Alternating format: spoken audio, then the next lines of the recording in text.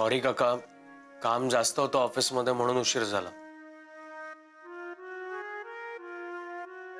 काका, ऍक्च्युली आम्ही काकूंना फोन करून सांगितलं होतं. काय ग? मी यांना अजून काही विचारलं का? अहो पण मला विचारलं होतं ना. हो पण तुला विचारलं, तू सांगितलं नाही. यांनी फोन केला होता ते. त्यासाठी दुसऱ्याला बोलायची संधी द्यावी लागते. जय अदिती, या आधी आत या तुम्ही.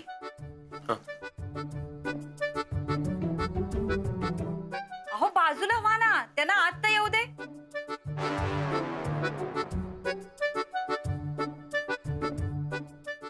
जेवून आलायत का जेवण व्हायचंय? नाही, ऑफिस सुटल्यावर डायरेक्टली घरी चालू. बर, मग हातपाय धुवून घ्या, मी जेवायला वाढते. हा, ऑफिस मध्ये एवढी महत्वाची मीटिंग झाली, ती कशी झाली हे सांगायची काही पद्धत?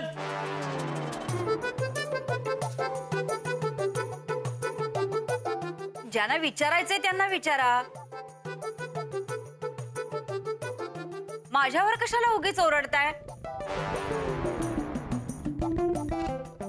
सांगा ना की हे विचारण्यासाठीच तो बंद लॅपटॉप समोर घेऊन उगीच वाट बघत होतात ते. छान झाली मीटिंग काका.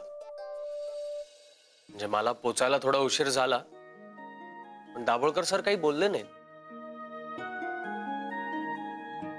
इनफॅक्ट मलाच म्हणाले, मी ऐनवेळी मेसेज केला, सो इट्स ओके.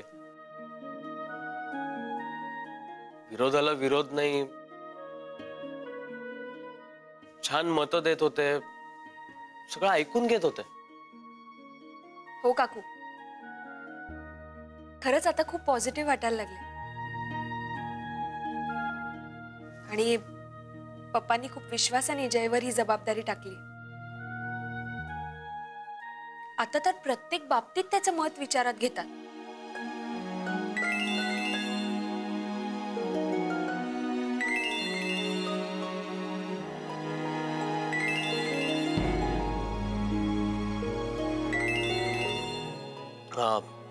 मला हा फोन घ्यावा लागेल, ह्या कामासंदर्भातच आहे.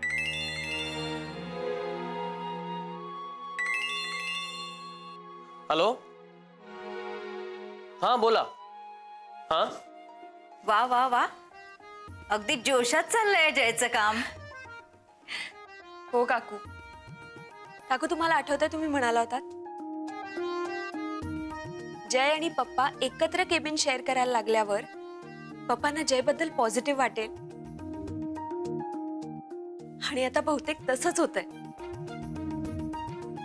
मलाही आधी थोडं टेन्शन आलं होतं, पण पप्पा खरंच खूप बदलले.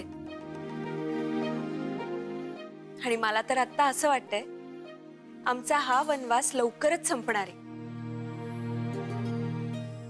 आणि ह्या प्रोजेक्टमुळे जय खरंच खूप पुढे जाईल.